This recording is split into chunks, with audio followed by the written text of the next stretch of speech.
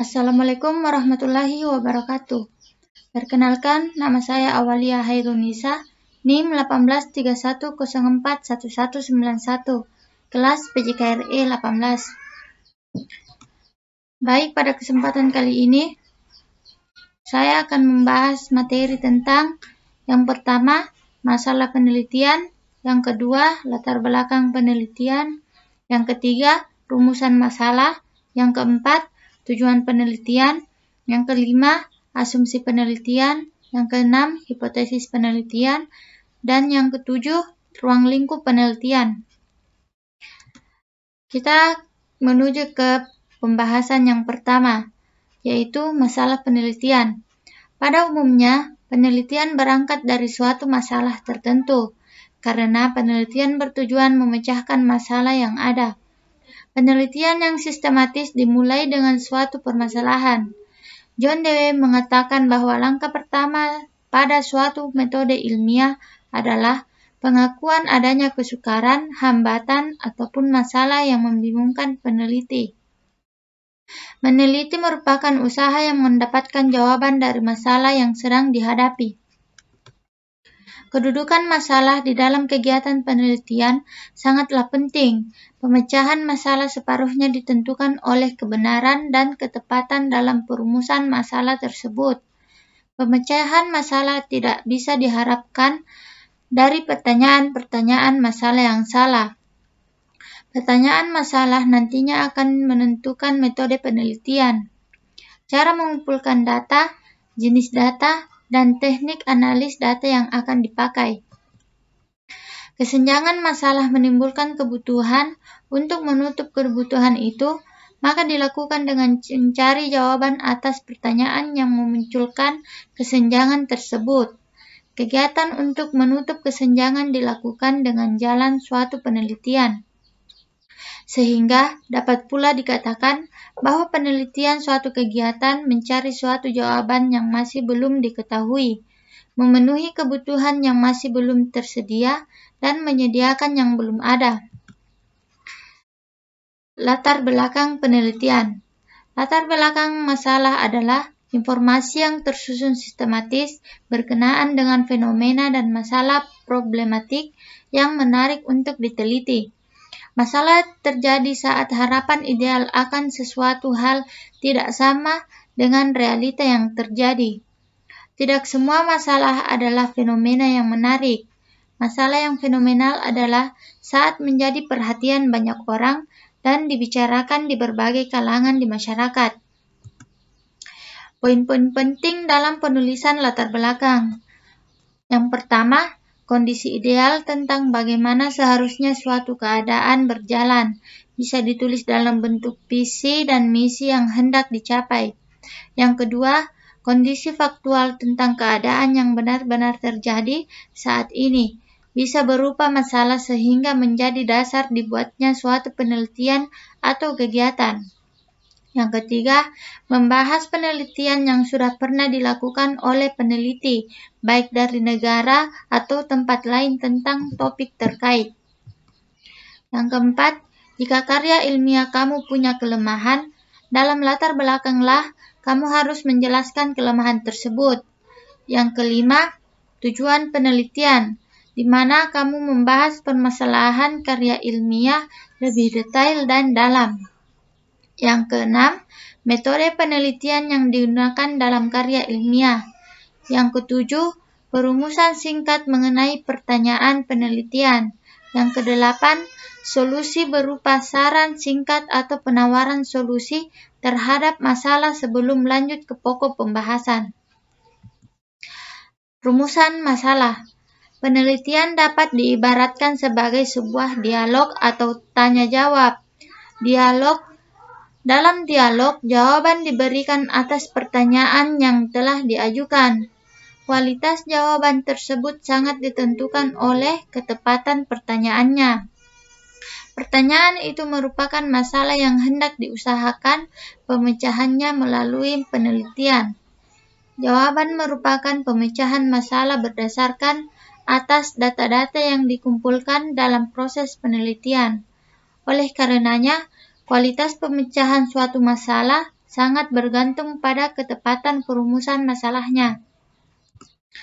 Perumusan masalah merupakan kegiatan memformalisasikan masalah penelitian ke dalam suatu rumusan kalimat tanya. Perumusan dalam bentuk kalimat tanya dimasukkan supaya penelitian berada di dalam keadaan yang siap untuk melaksanakan aktivitas guna memberikan pemecahan masalah. Perumusan masalah merupakan kegiatan yang tidak sembarangan. Dari pertanyaan yang salah tidak bisa diharapkan jawaban yang benar. Pertanyaan yang berbeda mengarahkan pada kegiatan dan jawaban yang berbeda pula. Karakteristik perumusan masalah. Yang pertama, membuat hubungan variabel. Perumusan masalah harus dengan jelas memperlihatkan variabel yang hendak ditangani dalam penelitian. Di samping itu, penelitian juga harus menjelaskan apa yang hendak dilakukan atas variabel. Dengan menetapkan variabel dan hubungannya, maka penelitian tidak bersifat eksploratif dan berangkat dari keadaan kosong. Penelitian berada dalam keadaan siap mencari jawaban dan tidak spekulatif. Pertanyaan yang baik tidak sekedar dibuat, tapi juga ditemukan. Yang kedua, dinyatakan secara jelas dan tidak ambigu dalam membentuk pertanyaan. Perumusan masalah adalah pertanyaan penelitian yang akan dicari jawabannya sehingga harus dirumuskan dalam kalimat tanya. Rasa ingin tahu manusia ditandai dengan mengajukan pertanyaan. Masalah dirumuskan dalam bentuk kalimat tanya untuk menunjukkan semangat rasa ingin tahu. Dengan merumuskan masalah dalam bentuk kalimat tanya, maka penelitian berada dalam posisi siap untuk melakukan langkah-langkah untuk mencari tahu jawabannya. Yang ketiga, memungkinkan pengumpulan data untuk menjawab pertanyaan. Masalah terus dapat diuji secara empiris. Hal itu mengandung implikasi bahwa variabel-variabel yang hendak diuji hubungannya harus memungkinkan pengumpulan data. Kemungkinan pengujian empiris mempunyai implikasi bahwa masalah menyatakan pengujian hubungan dan memungkinkan pengukuran variabel. Penelitian kuantitatif mengharuskan kesimpulan terbuka atau untuk diverifikasi. Kesempatan untuk melakukan verifikasi dapat diperoleh bila mengumpulkan data dilakukan secara objektif, empiris, dapat diamati, dan terukur. Yang keempat, tidak dinyatakan posisi moral atau etik. Pertanyaan ilmiah haruslah netral. Masalah moral atau etik terkait dalam penilaian baik buruk, indah jelek, dan sebagainya yang syarat dan moralistik. Misalnya, guru yang baik, siswa yang sukses, metode mengajar yang efektif, dan sebagainya. Pertanyaan demikian bukan pertanyaan yang baik, prosedur validasinya sukar karena konsensus sulit dicapai dan kriterianya kontroversial. Ilmu haruslah bebas nilai dan netral supaya tidak bias. Tujuan penelitian. Tujuan penelitian dibedakan menjadi dua, yaitu tujuan umum dan tujuan khusus. Tujuan umum adalah tujuan penelitian secara keseluruhan dari yang ingin dicapai dalam penelitian itu sendiri. Yang pertama, untuk memperoleh pengetahuan atau penemuan baru, untuk membuktikan atau menguji kebenaran dari pengetahuan yang sudah ada, dan untuk mengembangkan pengetahuan yang sudah ada. Sedangkan tujuan khusus adalah tujuan yang lebih spesifik. Ciri-ciri tujuan penelitian. Yang pertama, bersifat ilmiah. Kedua, prosesnya berkesinambungan. Ketiga, memberikan kontribusi. Dan keempat, analitik. Jenis tujuan penelitian. Yang pertama, tujuan penelitian kualitatif. Tujuan penelitian kualitatif biasanya mencakup informasi tentang fenomena utama yang diselidiki dalam penelitian dan para peserta penelitian dan lokasi penelitian. Tujuan dari penelitian kualitatif juga dapat menunjukkan desain penelitian yang dipilih. Tujuan ini harus dirumuskan dalam bentuk penelitian teknis dari bahasa penelitian kualitatif. Yang kedua, tujuan penelitian kuantitatif. Tujuan penelitian kuantitatif sangat berbeda dengan model kualitatif, baik dari segi bahasa maupun dari segi perhatian saat menghubungkan atau membandingkan variabel. Tujuan dari penelitian kuantitatif meliputi variabel yang digunakan dalam penelitian dan hubungan antara variabel, peserta, dan lokasi penelitian. Yang ketiga, tujuan penelitian campuran.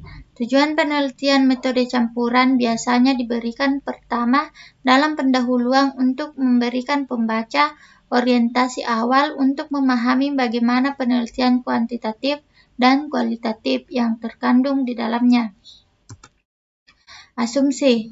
Asumsi adalah pernyataan yang dapat diuji kebenarannya secara empiris berdasarkan pada penemuan, pengamatan, dan percobaan dalam penelitian yang dilakukan sebelumnya.